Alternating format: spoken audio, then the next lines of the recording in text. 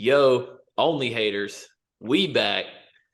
Eventful NBA playoffs. Not really. We got like one good series, and it's Deion's Warriors versus Sacramento Kings. Ime Udoka is back in the league. Kind of wild. We got the NFL draft coming up on Thursday. So we got a lot to get to. So we're going to shorten up the intro so we can get into it. But first, as always, with Deion, with P. P, how you living? 2 days away from your Panthers with that number one pick. Hey, I'm living good. I'm living good like I should. NBA playoffs, just hit on everything you said. NBA playoffs has been good, been fun to watch for me. Lakers looking good. Panthers, finna see our franchise quarterback may or may not be. Excited about that. Excited about the NFL, about to spin back around anyway. And overall, just been good. Life been good. How you feeling, D Hill? Mr. Ford, Professor Ford. Chilling, bro. Chilling, man. It's just another day in the life of the Warriors in the playoffs, man. Y'all heard it. Y'all heard it, man. Been doing this shit for a decade. Honestly, I told my boys this after game 4. We don't talk enough about how fans need breaks sometimes too. You know what I mean? Like Steph, Draymond, Clay all get to retire. Like, bro, when they retire, I need a couple years too in the lotto, man.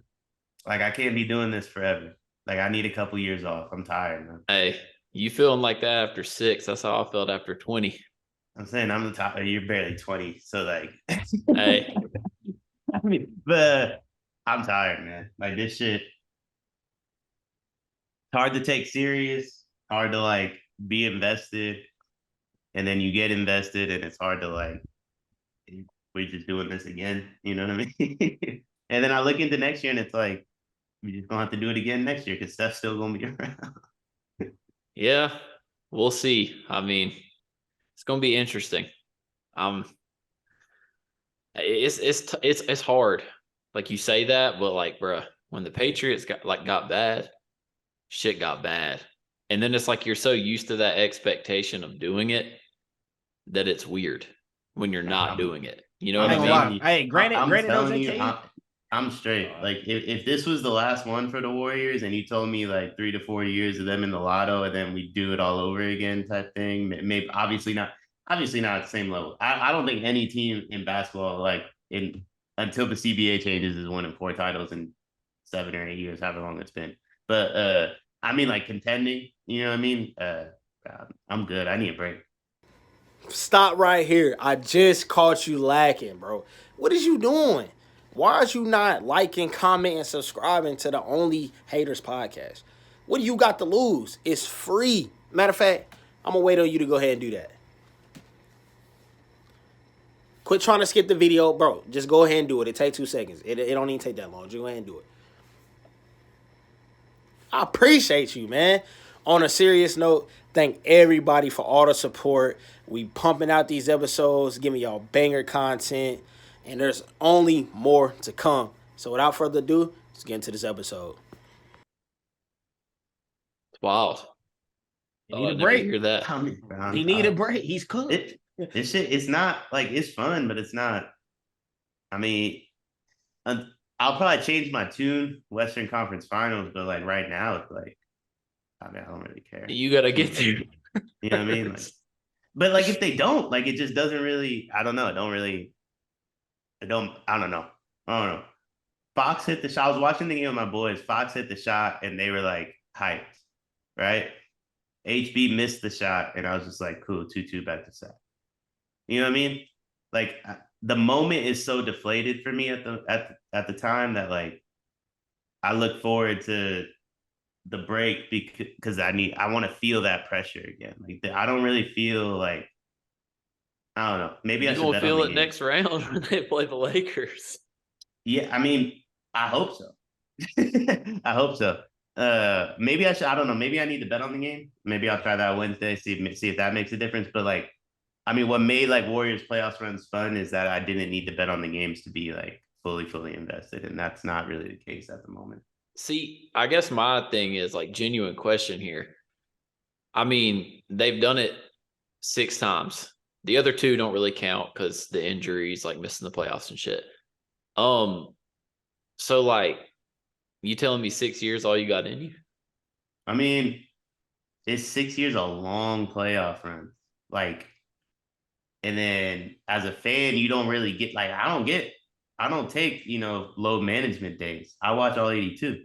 You know what I mean? Like I don't get to load manage. So maybe I need to do that. I don't know what the answer is, but Start like load managing. That's what you really need to. You can't just it might retire. be.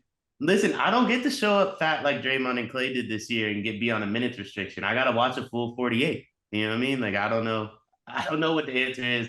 All I'm saying is like this first round shit. I don't know. Maybe the Kings will give me some perspective too, having since it's been 17 years. I think you can't just retire. You know what I'm saying? I think you got to take your load management. You know what I'm saying? Fill that out. You got to fill that out, and then I'm not saying I'm gonna retire. I'm not saying I'm gonna retire. I'm just saying like I'm not tripping if they tank a couple of years after Steph's done. I don't necessarily need them to contend after Steph's done. You know what I mean? See, do all you can to win with Steph, and then once this era is over, I'm good with like a couple years of just nothing. See, this is the problem. I'll say, JK, this is the problem with the Lakers, right?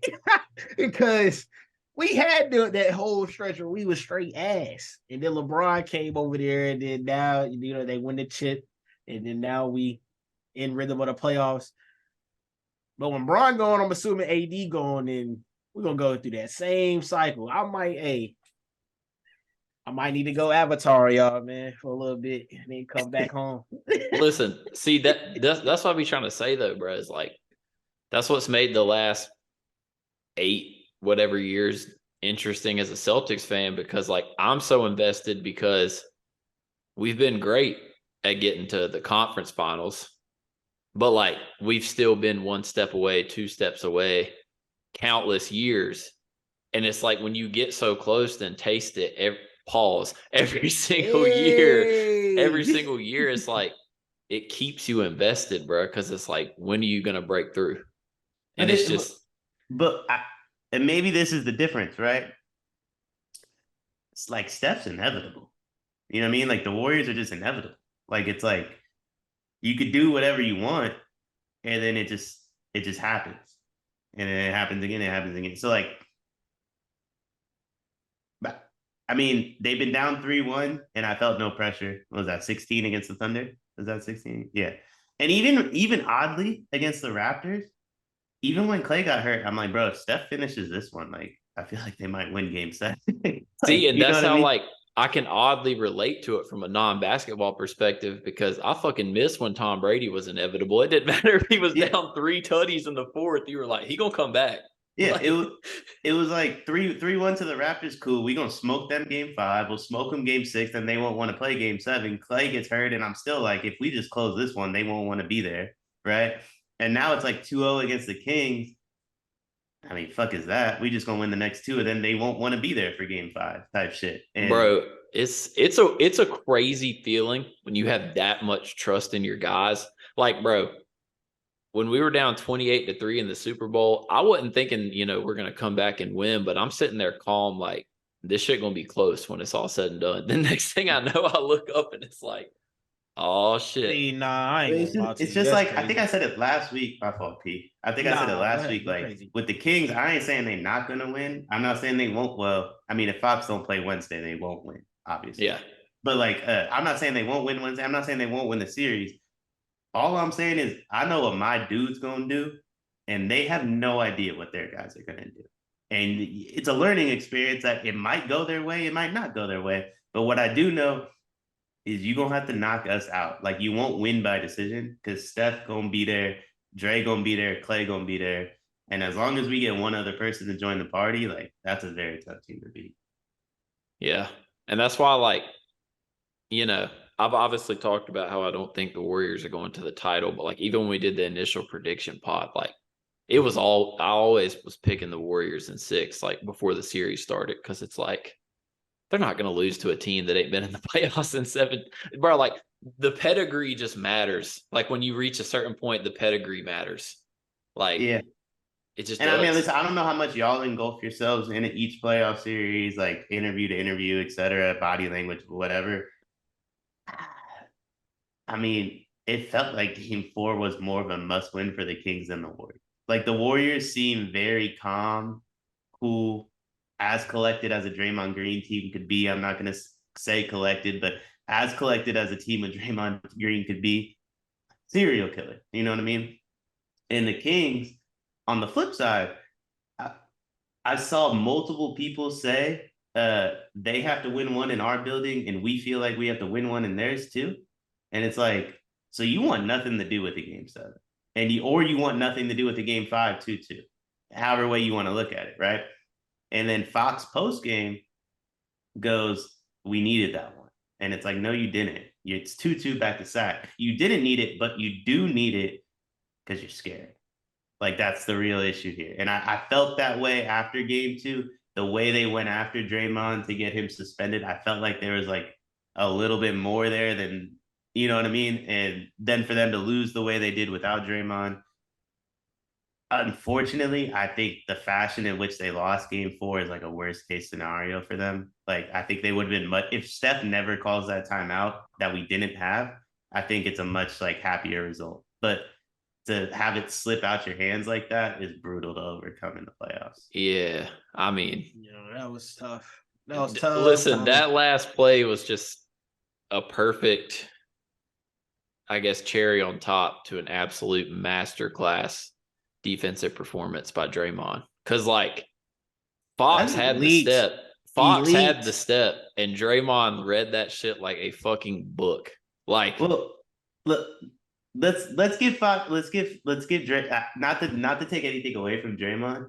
Did y'all see what him and Steph said after the game about Barnes? About Harrison? Yeah. That's Fox, crazy work.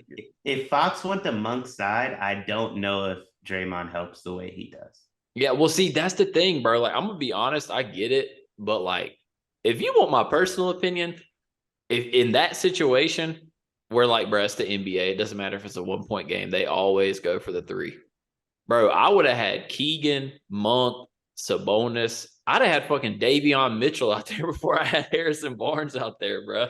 Like, well, I think the problem with the Kings as a whole, and I believe this is why they don't want a game 5. I truly believe they don't want to play the Warriors on Wednesday. Like, I really do believe that. But I think the reason they can't separate regular season and playoffs. If you look at Mike Brown's rotations, I went back and watched a couple of the Kings regular season games from March. It's the same rotations. Davion plays slightly more. Obviously, Alex Len plays, and he didn't play at all. But that's a matchup based thing. Yeah, I believe. Everything else is like straight down, and that's the difference, right? Like, that's the difference between the Warriors and I think a lot of teams. Like, you know, we've had Steph come off the bench in the playoffs. We now have had Draymond come off the bench in the playoffs. Obviously, Poole comes off the bench in the playoffs. Like, there is no ego. There is no one person that's bigger than the team. And but if you don't play well, you don't play. Period. I think that's the best lineup that they got right now, though. The Warriors, personally. Which one? Curry, Poole, Curry, Clay, Looney, and who else is starting for y'all? Yesterday's lineup. Yeah, Wiggins. Sorry. Yeah, Wiggins. Yeah, so that's the best lineup for me. And Draymond off the bench. I like that lineup a lot. So personally. I think it's the best lineup for this series. Right. The way they're playing Steph defensively, you need the extra ball handler and Jordan Poole out there. I don't think specifically the pace the Kings play at, right? So a lot of what the Warriors do without JP and just Steph out there is a lot of extra ball movements, which leads to turnovers. That's not as big of a glaring weakness against the Lakers and Grizzlies as it is the Kings. You know what I mean? There's a shitload of stuff we're doing that's a bigger weakness, though. Like, don't get me wrong. Like, I'm not acting like the Lakers and Grizzlies are a better matchup for us than the Kings, but that the specific Draymond Looney lineup is tough against the Kings. I gotta be honest. Yeah. Well, it'll be effective against the Lakers, though. Yeah, we Yeah, needed against the Lakers, and I that's think we effective. needed against the Grizzlies. But this series, if I don't see those two on, I will say though, like the end of that game, like that lineup did its thing. The last 4 minutes, like Yeah. that lineup is like one of the best defensive lineups I think in the league, personally. Elite, though. Yeah. Draymond makes everything elite on the And floor. he You know what I'm does. saying? Bro, Looney's locked down. Yeah, Looney's a goon. And like And- I'm glad that oh, they have the two anchors in the back end. You know what I'm saying? It changes Yeah. everything. It just And changes bro, the longer you let Wiggins ramp up, like maybe that's why the Kings were so adamant about taking one of games 3 or 4. Because the longer this series go, like the more that dude's gonna be involved. And the more like Jordan Poole's playing on a sprained ankle. Like the longer it goes, the healthier he gets, you know what I mean? I mean, we'll go into takeaways now before we go to the next series. I mean, takeaways, Warriors in 6, because I mean, Fox ain't Kobe. Kobe won a motherfucking ring with a fractured index finger tip, to be exact. Other takeaways, Draymond, the 2 plays he made in transition, the block on Sabonis, and then when it was an easy backdoor pass to Barnes in transition, and he just picked Demonis's pocket like easy money. That shit, it's just incredible. Like you can love or hate Draymond, but the man's one of the best defenders the game's ever seen. And then third, I will give some flowers to De'Aaron Fox because he's been consistently busting ass. So, kudos to him. But as Deion would say, the rest of them are soft, to say the least. They're all pussy. Like Draymond told him that. Like they're all pussy. Yeah, at least like I don't know, De'Aaron the only one that don't look scared. Like in his game, at least.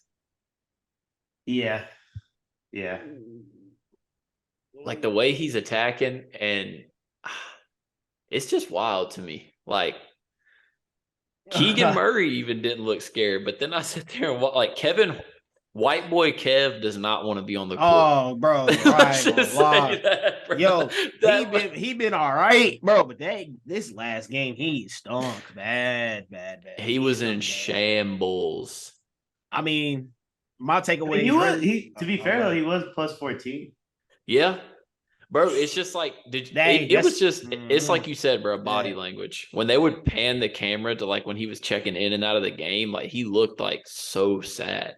And I'm just like, bro, like what do we? And then Demonis been ass ever since the altercation. That's what I told you, Bruh. He just, I don't know, man. I rewatched that altercation, and I mean we spoke about it last week, so we don't have to this week. He was holding on for dear life, man. Like Draymond lifts him off the ground, bro. Like, honestly, like I rewatched it and I'm like, damn, Draymond really should have hit him harder. Like I thought he should have hit him in the first place. And then I watched like Draymond's like trying to get up. Whether he was always gonna stomp him or not, only Draymond can answer that. I do know the moment Draymond reaches like the apex, it's like, all right, I'm about to stomp this dude.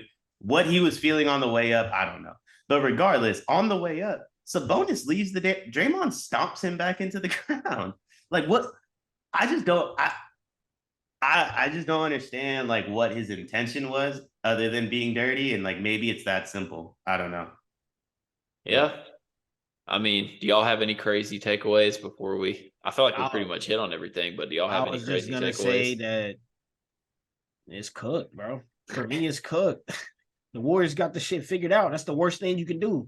You know what I'm saying? You got to punch them in the damn mouth before they wake up and figure out what's up. And the Kings did, but they let it go right back. So I think it's clipped for that one. I ain't gonna lie. I mean, shout out to De'Aaron Fox. He's hooping on that side, but now that he got the finger, it's just like, bro, what the fuck? Who else gonna step up? Do they have any more dogs? No. So that's the question that you gotta ask. If they ain't got no more dogs, then it's clipped because Fox is really the only true dog. It's the bonus. Pussy. I mean, shit, dude. Like he's straight. Like he's straight, but he shrinks in big moments, dude. It's terrible. He's a pussy. He's a pussy. And he's so, bro. Keegan's a rookie, so maybe he's not a pussy. He's a pussy right now, that's for sure. bro got hit in the face and was rolling around on the ground like he got shot. Like, yo, these I get it, like it's Draymond, so you're trying to get a flagrant or whatever, but like, I mean, that shit was crazy. Listen, just shut up and hoop if you want to beat the Warriors. Like that whole Keegan, Draymond hit him in the face on purpose. Like I want to be the first one to say that Draymond hit Keegan Murray in the face on purpose. He was searching for something. The Warriors were up by 1. They were incredibly, incredibly flat, I thought, to start that game. Really, the whole first half they were, but Draymond was trying to like explode the team, and he purposely got a tech, and Fox took the bait. Fox kind of started it, but like then the back and forth started, and Draymond definitely took, or Fox definitely took the bait on the back and forth. And my takeaway, same shit as always been, bro. Just shut up and dribble. Like, Yeah. Hey, at least he got that look. At least Fox got that dog. That's what I'm trying to say. Like, at least he's still talking. You know what I'm saying? But Like, you gotta, it's not that simple though. Like, you know what I mean? Like Dylan Brooks does a lot of talking too. Like there's the infamous clip floating around Twitter. Pussy. That's what I'm saying. Like it's not that simple. Yeah. Like there's the infamous clip floating around Twitter right now of Dylan Brooks and Steph from last playoffs. I don't know if y'all have seen it at all. Where like they're like, you can't out psycho the psycho. Like Steph and Draymond are, I don't know, the quote I prefer, don't show up to the circus without the clowns. And we got all the clowns on our team. So like it just is what it is. Like I think you got to know A, yourself, and B, who's behind you. Right? Like Draymond gets away with a lot because Steph been riding for that dude for a decade. Fox tried to get into it with Draymond, and respectfully, no one else showed the fuck up. Yeah. That's exactly how it happened. I mean, I guess let's just go into this one because we all watching it because this shit's crazy right now. So currently, as we record, it is Milwaukee 107, Miami 105. Outside of this game, like P, I'm gonna let you start because you said you got some differing opinions now. How you feeling, bro, about this series? Oh, the Bucks are Giannis made. Like they always have been, but it ain't never been to this degree that I'm seeing on my screen tonight or in this whole series. Oh, they are Giannis made bad. There need to be some conversations in the front office after this season. And I done switched my favorite in the East. I'm riding with the Celtics over there right now. As far as performing, all we seeing right now though in this game, I mean, obviously our viewers will see it tomorrow. So we're getting a Jimmy playoff special right here. The Bucks still gonna win this series, but like I'm just thinking about the Bucks in long term though. Long term, I'm thinking about the Bucks like in a harder series. Like they're gonna need the key pieces around Giannis to hoop against the Celtics or maybe a Sixers if it come down to that. But they got enough to beat the Heat. But my takeaway from this is the same on the Bucks it always was. I think they're really fucking good. Giannis is way more important to them than I thought, but like that's not really, to me, like I don't know if that really changes anything because like, I mean he's more hurt than I thought. If there's anything to take away from the game, like he is much more hurt than anybody thought. But they'll be all right. I think they'll be all right.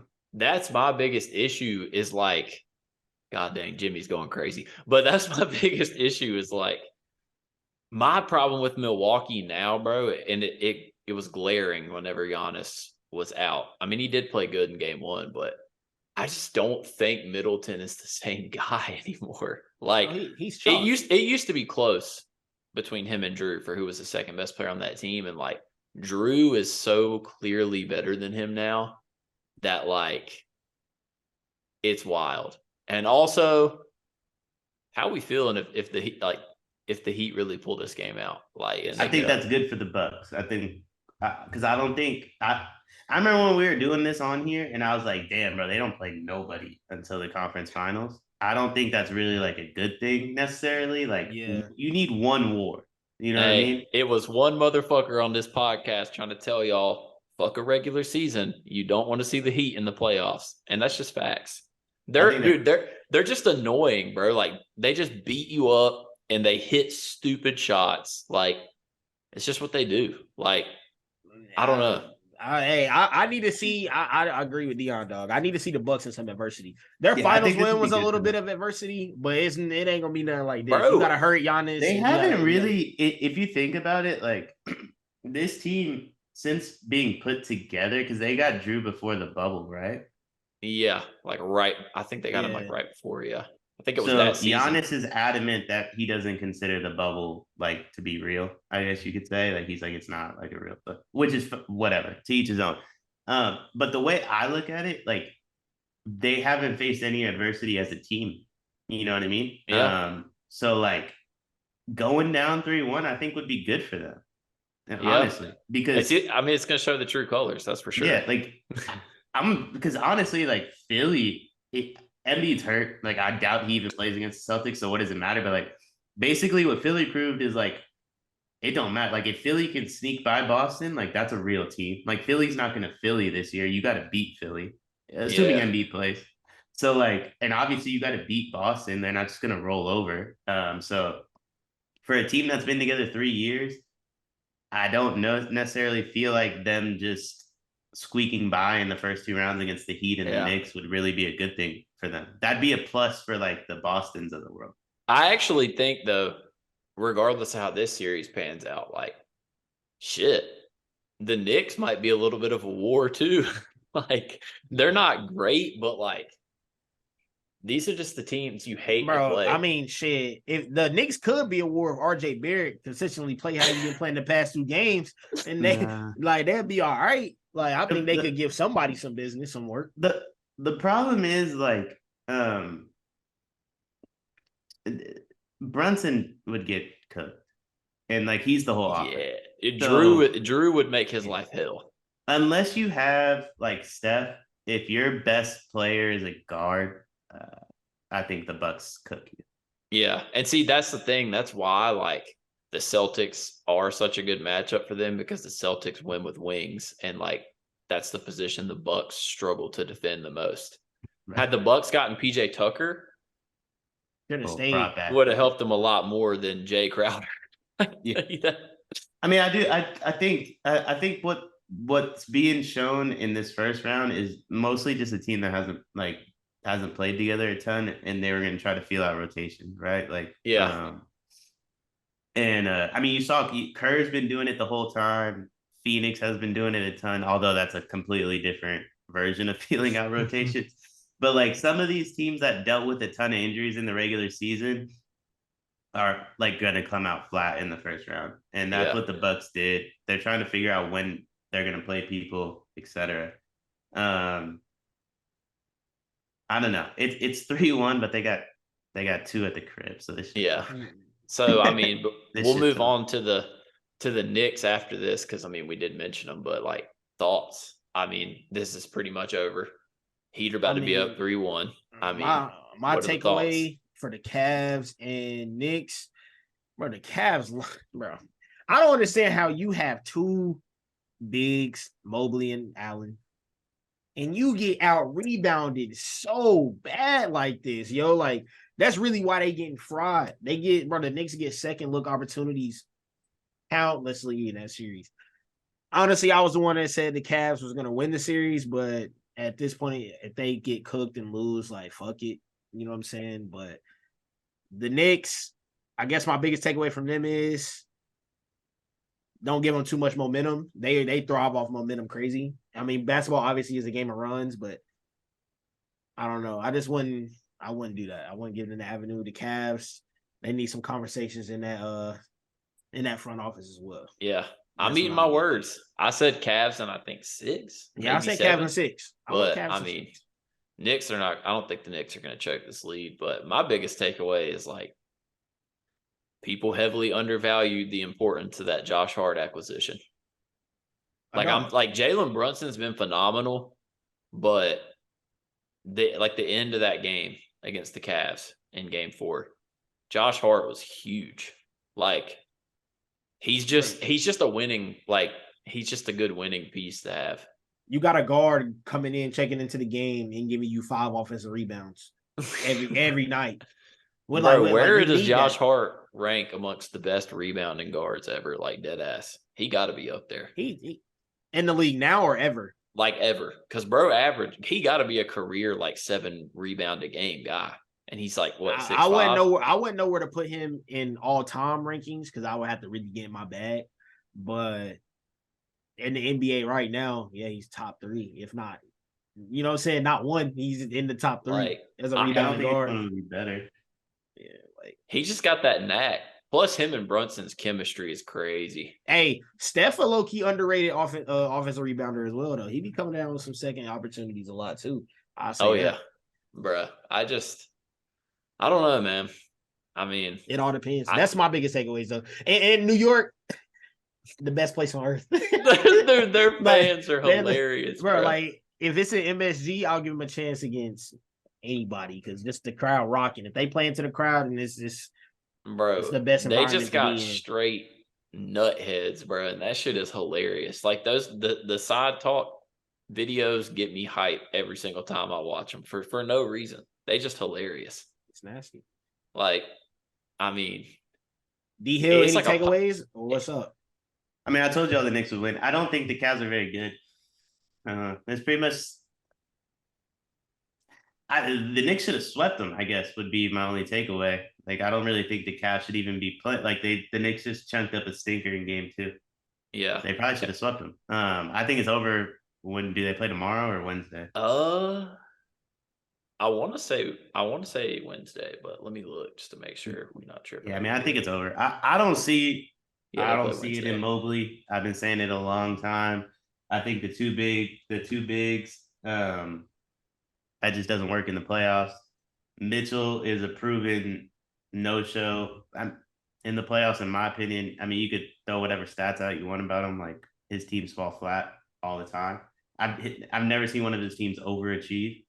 I like Garland a ton. But other than that, they have no wings, they have no depth, and they play too big. So the key for them, because I mean, I'm not sure I believe in Mobley as like a superstar, but I think if they did move Allen and maybe package it with like a Kuro or Jetty to acquire some sort of wing and actually let Mobley be the lone big, I think he'd be a lot better. Like, putting Allen beside Mobley just stunts his growth. I don't understand that philosophy. Jared Allen useless to me, dog. Like, bro, just let Mobley be the big. Like, someone will take Allen because his contract's not crazy and he's like good rim protector or whatever. So like someone will take that. Bro, just trade him and get an adequate wing because like you'd be way better off with Mobley as your 5. Like, straight up. Mobley need to, I don't know, man. He be looking kind of conish in that paint. Like, good perimeter defender a little bit, but in the paint, he be looking conish in there. That's all I'm gonna say. I can see but that. he could run a 5 though, because I mean the league has migrated small ball, so like a bit, but I don't know. That's my biggest takeaways on that shit though. Next series, JK, talk to me.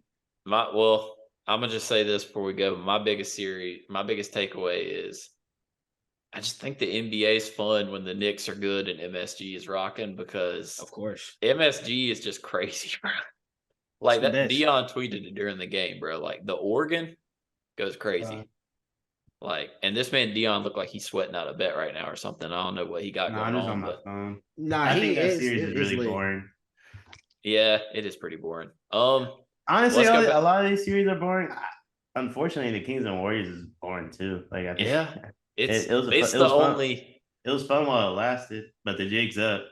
It does kind of suck. I mean, I guess we can briefly hit on the other ones because I feel like the other ones are like really bad. Like, bro, you can go ahead and skip the Celtics. I don't think Memphis won another game versus LA either. Nah, I actually think that one goes 7. I could see it. See it, but Dylan Brooks is just like, get that man off the team, bro. Like, what do you even do with that? I seen a report today that they're already talking about moving on from him. Well, they've been trying to for years. Yeah, I'm like, They've been trying to trade him for like 2 years. Bro, He's a free agent at the end of the year. He's a clown, bro. What if he went to the Warriors, yo? That should be hilarious.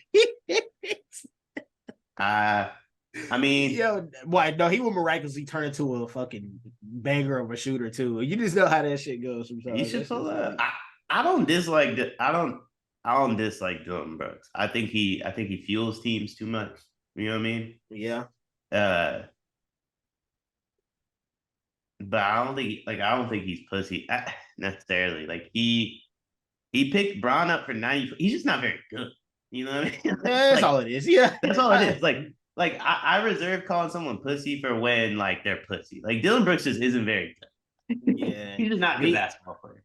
Hey, Braun really got that dog. If that sound bit was correct from what I seen from Braun, where he walked up to him and was telling him like, "You don't know shit. Like, just do your job." Yeah, and all that shit. You got that dog, dog. If you really whispered in his ear, he really came out and put that performance on that he put on. That's a crazy moment. I mean, is that not what like anyone saw coming? Like, I mean, how often do I got to say like? Yeah, this new generation don't understand like Steph and Braun are the last real gangsters of the league. Like, leave all that funny shit at the door. The funniest shit was the interviews, bro. They kept trying to get Braun to talk about it, and he was just like, "I done been here. I've been doing this for a long time. AD played a great game tonight." He funny, but he almost he's so funny though because he was like, what I got to like. He was like, what I got to prove? Like, what the fuck? It's Dylan Brooks. Same thing I tweeted, JK. I'm gonna see you the screenshot of it, bro. I was like, yo, this man Braun's legacy been solidified like forever ago. What the fuck are we hyping up Dylan Brooks for? Like, this is a whole rivalry. You know what I'm saying? Like, if Steph was coming out here saying, yo, I poked the bear, like I don't met you there before. I poked the bear, I'd be like, okay, ooh. And you got Kendrick Brooks. Perkins talking about some. He ain't just poked the bear; he poured honey on it. I don't even know what that means. I don't know what that means. He's a fucking clown too. Like, he's honestly a clown. Like, oh my god, that's like everyone. To me, I think pretty much everyone that works at ESPN is a clown. To be honest with you, like it's just that nasty. Network is in shambles. But like, bro, I mean, I do agree with what Deion's saying. Like, Dylan Brooks isn't scared, but he's ass. He's just terrible. Like when I watched, so they're about to play game 4, right? Yep. Yeah. So when I watched game 3, take Kings Warriors game 3 and take Lakers Grizzlies game 3, 2 different body lengths. You know what I mean? Like the Lakers just beat them. Like the Lakers are probably a better team now, and Dylan Brooks is just not a very good basketball player. But like, I don't think anyone was scared. You know what I mean? I definitely don't think Ja was scared. Maybe Jared a little bit, but Ja definitely hooped his ass off. Yeah. But I don't think on a broken hand. I don't think I'm seeing another 6'3" performance though. But that was some. He can get to the rack whenever he wants. He's special. Whenever. We already knew that. He's special. Like he's getting to the cup whenever he wants. And there ain't nothing nobody can say or do about that shit. This is probably the last time I'm going to defend John Morant, maybe ever. But there's way too many De'Aaron Fox, John Morant comparisons right now. Let's settle down. I didn't even know that was a thing. I didn't either, bro. That's a thing about it all over national media. I like De'Aaron. That's it. Bro. De'Aaron has never been considered a top 7 point guard, bro. Bro, Ja's on a whole nother level from that dude, man. Like, I rank players based off who, when they get the ball, like, I want them to pass. If De'Aaron has the ball, I'm not really trying. He might hit you for 40. He also might not. Like, if Ja has the ball, he gonna hit you for 40. He hit you over the head. Every single time. He hit you over the head. Like, it's. I mean, shit. Memphis started off hot right now. I don't know what's going on, but. Oh yeah, it's looking nasty right now. Now that they cut it over there. I will say this though, and this is the best thing for the Lakers because for the Lakers, if we're switching over to Lakers Grizzlies, my main takeaway, because I didn't think Braun was that good on what was that, Saturday when they played game 3? He was definitely he definitely wasn't bad, but like them dudes ride for him. You know what I mean? Like, Yeah. and that's the difference. That's when you learn about your team, right? When you get involved in stuff and who shows up and who doesn't show up. And the Kings didn't ride for Sabonis. The Bucks didn't necessarily ride for Giannis, right? Like, but the Lakers rode for Braun. The Warriors rode for Draymond. And like, that's the shit where it's like, it don't matter what situation these dudes are in. They're going to believe they could win.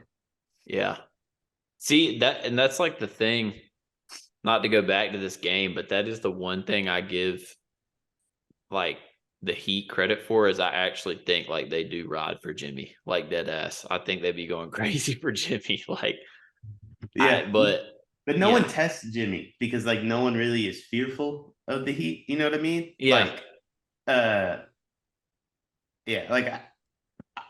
like they ride for Jimmy, but I want to see them do it with like, if you lose, you're getting trolled for the next 2 days type shit. You know what I mean?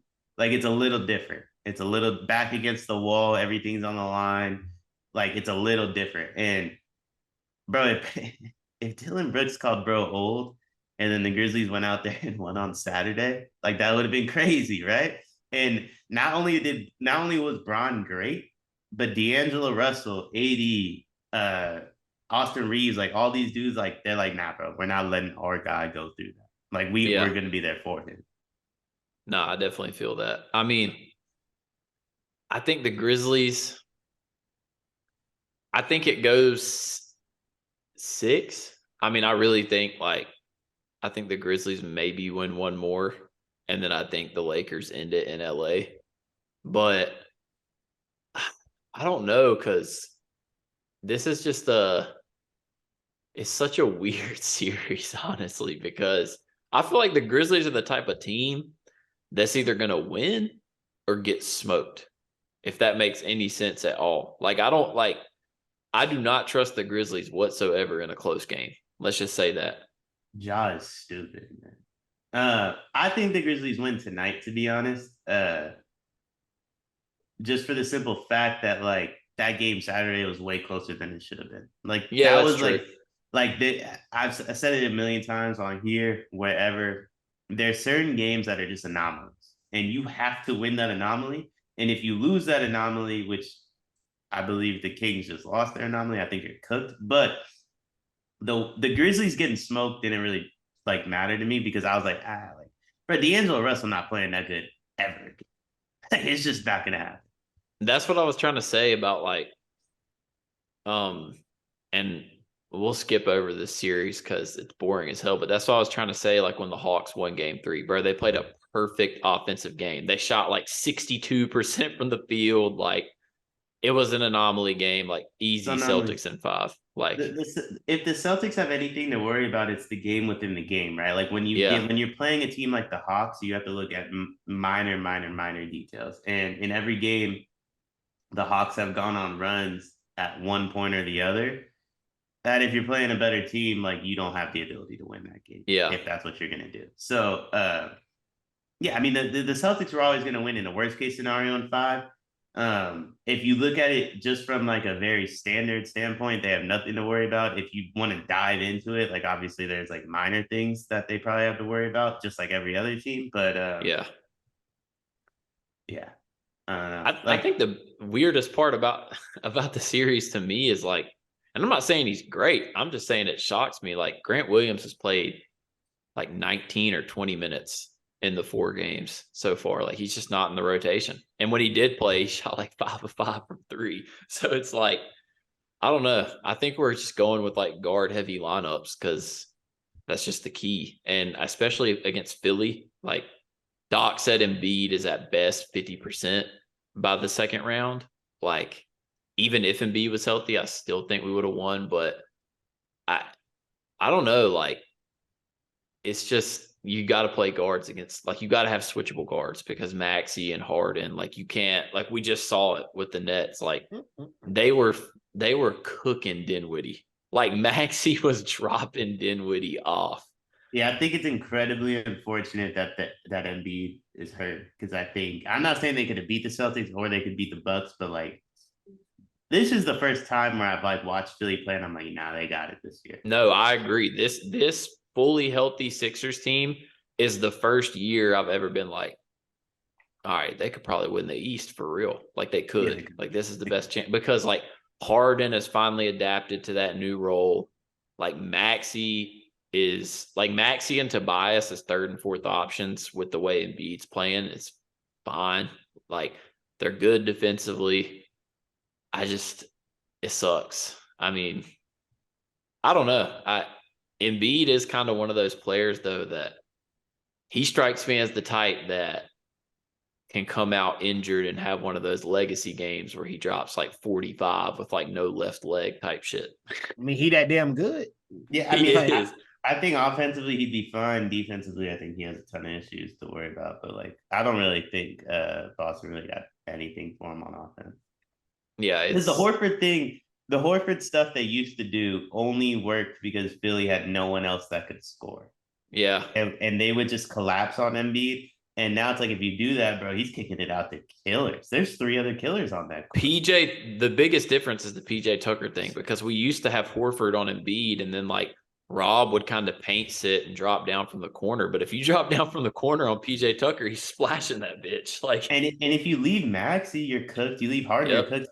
So it's like Embiid gets to go one-on-one way more than ever before, which is why I found them to be the most dangerous. But I think that you always got that anomaly Tobias Harris 30-point game. Oh, bro, Tobias Harris loves sneaking like a 27-point game in his series. Like he low key like that, which is funny as hell. Like they're cooked though without Embiid. Like it just is what it is. Yeah, and I mean, I guess like the other stuff. I do want to talk about this, even though it's not a good series.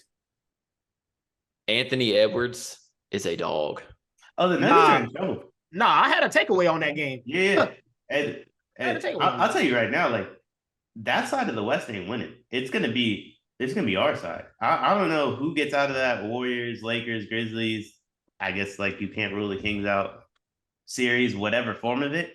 But the Nuggets ain't got a chance, and the Suns definitely don't have a chance. Bro, Anthony Edwards, bro, and I will never forget a year ago, I was telling people like, look, I don't care. It's an unpopular opinion, especially it was at the time. In Charlotte, especially, I was like, bro, I will take Ant over LaMelo 10 times out of 10. And everyone was coming at my neck talking about whoa, that's crazy. And I'm like, bro, y'all don't understand how nice Anthony Edwards is, bro. Like, the last 3 games, I know he's only got 1 win, but that's generational shit, bro. Like, what he's doing. Like, they ain't got no answer for him, bro. It's just, I mean, for me, it's with Denver, like, Jokic got to be more fucking assertive. Like this last game was the last game that I've seen him be overly aggressive on offense and stuff. Like, bro, I get the Jamal Murray, like, occasional 40 balls, but, bro, like, you cannot have him being your leading, like you can't have him taking the most shots, bro. Like, he can't be your best player on the championship team. I'm sorry. No, sorry for the Jamal fans. But, Jokic cannot be coming out here shooting. What did he shoot 2 games ago? I think he shot 13 times. Like, bro, that's not, bro. Are you a dog or you not a dog? You know what I'm saying? Like, bro, I need more than what you putting out. That's all it is for him. I just need him to be more aggressive and really make it his team and shit like that. Like, the only thing for the Nuggets is, dog, like, everybody has to show up. And the way the Timberwolves are coming at their fucking chest, it's looking mad sketchy right now. I think they smoked the Suns still, but they're in trouble in the Western Conference Final. Yeah, I just didn't expect them to get punked like they get punked. Jokic they have to get him an actual second option, bro. Like, Jamal Murray's fun when he has his games or whatever, but, bro, like, you gotta get that man a second option, bro. It's disgraceful. I mean, first off, put some damn defense around that man. Like, I know y'all that move that Ant put on Aaron Gordon was crazy OD. But, like, bro, like, Michael Porter Jr., ball stopper black hole. Jamal Murray, if he's not giving you like 27 plus, he's worthless. Like he doesn't do anything else. Jokic is so good that they're able to get away with it sometimes, but the roster fit around him really sucks. It's just not. It's not. It's a really, really deep team, and if you gave like the Warriors or Lakers one or two of their guys on the wings, like that both those teams are like the best teams in the league, right? So like, I think that's why we fall in love with them. I know for me specifically, it's like when I see all the wings that they just bring into the game or start, like KCP, Jeff Green, Christian Braun, like fucking Reggie Jackson's not a wing, but just like all these dudes that they can bring in the game, and I'm like, bro, like Bob couldn't go get one of them, you know what I mean? like, and so it's like Pelinka couldn't get one of them. I know Pelinka like made up for his sins at the deadline, but it's like, what was everybody else doing in the offseason to where Denver could just load up on all these guys, and the Clippers too, for that matter. But like, I think that's why we have a tendency to fall in love with the Nuggets, is because on paper they have everything you're looking for besides that like real second option, I guess you could say. Yeah, no, I can see that. I mean, my really only takeaways from that is just it bothers me, bro. It just bothers me because like with the Nuggets about Jokic being assertive, like y'all look at the Warriors. I know Steph would shoot 30 times if he need to. I know AD or Bron would do that. I don't know about AD. Like AD. I don't know. That's why I say AD or Bron. One of them would do it. It just depends on what game it is. One of them would do it. It depends on the game. Because I don't know if AD will. Like it's one of them. You see why I did the 1-for-1, and then like the Grizzlies. Like I know Ja will go out there and shoot 40 times a day if he need to. Anthony Edwards would. Like it's just Jokic just won't. And I don't like even we see like even De'Aaron Fox will. Like it's just. Every star has to be like, bro, when it's time to take over your team, you take over your team. And Jokic is not. The last game he showed me that. The game before that, he didn't show me that. And the game before that, he didn't show me that. So I do think I just don't think they care, really. Yeah. Like, in game 4, they just looked like a team that was like, all right, worst case scenario, we'll just bust y'all by 20 at the curb. You know what I mean? I feel like, that. Like, it was a classic. Like the Warriors did that 2 or 3 times last postseason too, where it's like, whatever, we'll give half effort, and if it don't work, we'll just beat y'all at the crib type of game. But they just have a ton of flaws to me. If you told me they came out the West and won the West and then won the title, I'd believe it, because show me a team in the West that doesn't have a ton of flaws. You know, can't really show me a team in the league that doesn't have a ton of flaws, to be honest. So I'm not saying it's looking grim for them, but it took me back down to earth. You know what I'm saying? Yes. I definitely think like if you're giving me Bron and Steph versus the field, I think I'm taking Bron and Steph to come, to come out the West. Oh yeah, 100%. Right, I mean, I think 2 weeks ago I probably would have taken the field, assuming like the Nuggets or literally 2 weeks ago I did take the field. I said the Suns, might surprise me. You disagree, but you still would have took the field. That's what I'm getting at. I think I said Grizzlies or Nuggets. And so like between the two of us, we had three of the other like 5 teams. Yeah, now that we locked in watching, not a chance. Bro, no shot. If it's Steph and Bron in the next round, like winner goes to the finals. And I guess we can use this to transition into the final series, but like, bro, the Kawhi shit is just, I mean, generational first 2 games. And then it's like, I think he might be done, bro. Like, is there even a point? Like, apparently his knees are just deteriorating. So it's like, does he really come back? I mean, I hate it because, I mean, I saw Deion, I think he quoted or retweeted something about how, like, this is why those windows are so important, because like what Kawhi did with the 2 championships, 2 finals MVPs, like he was, 3 healthy seasons away from being in that like LeBron, Steph, like of this generation type shit. And he just ain't got it. Like he can't stay healthy. I mean, well, this is why it's crazy. This is why I know a lot of people would never put Steph in that Bron like all-time level, right? Because then you're talking like MJ Bron, right? And that is a little crazy to say out loud. But the reason I put Steph in that category is because one, I think he's the only reason Bron isn't like the surefire greatest player of all time. Like no Steph Curry, I think Bron has 6 or 7 rings. I give you that. You know what I mean? Off rip, I give you that. And so for me, like that's a massive notch. And then 2, Kevin Durant, Kawhi Leonard, CP3. Actually, that's probably like the only 3. Those 3 dudes are arguably some of the greatest players at their position, if not the greatest player at their position. I don't think any of them are top 20 all time. Would you put? I think you could make an argument that like the 4 years of Harden is. I was gonna say throw out Harden. Yeah, Harden. You can make Harden's peak is phenomenal. I don't think Harden was ever good enough to like when I look at it, like them OKC teams would have challenged Bron if Steph never exists, right? Kawhi would challenge Bron if Steph never exists. I don't think Bron has any issue with Houston, to be honest. So like that's kind of how I view it. But I honestly think though, Deion, as crazy as it sounds, I think they would have snuck the Cavs in 2018. I think they would have. I think the Rockets. Houston.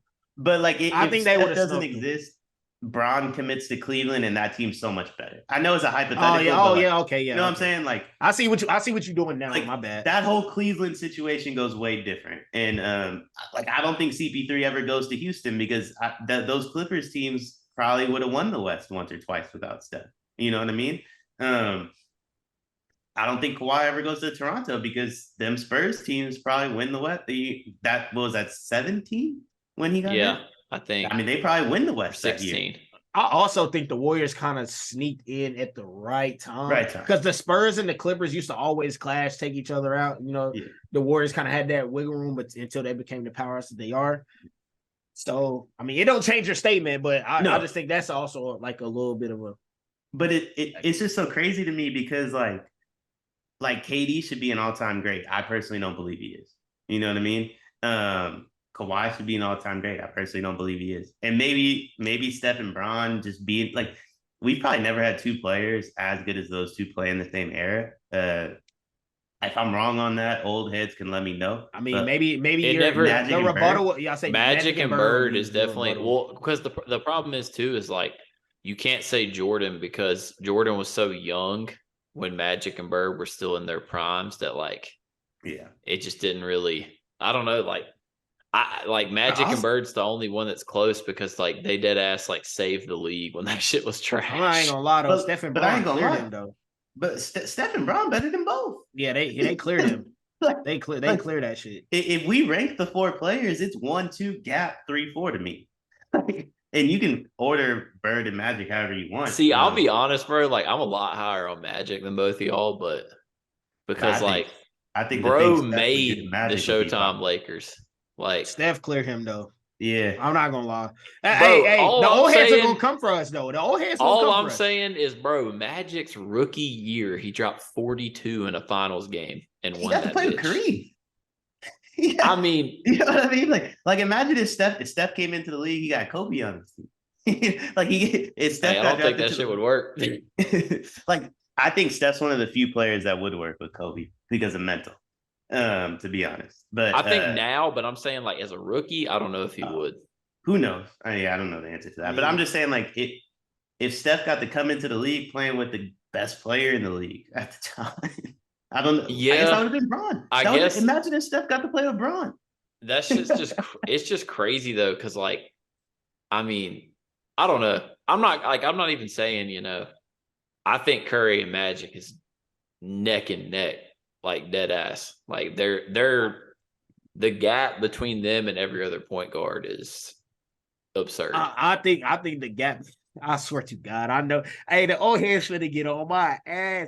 I think it's Steph, huge tab, Magic in the rest, Magic tab, then the rest is bro. Steph he the greatest point guard of all time, bro. It's not even close to me. It was close until last year to me.